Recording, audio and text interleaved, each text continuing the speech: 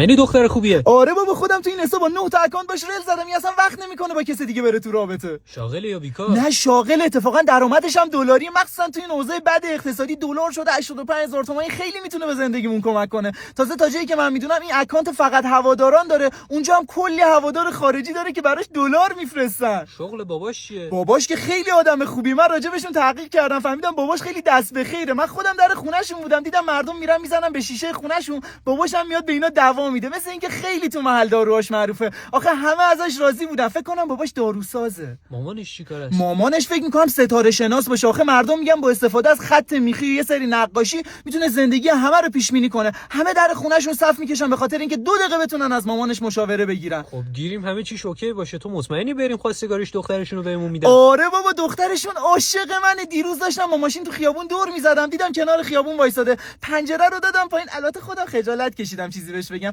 ولی دیدم خودش اومد سرشو کرد تو ماشین، بهم گفت بیا بریم من مکانم دارم. تو بودی براش نمیمردی؟ اوه دختر بیزیه. چیزی گفتی؟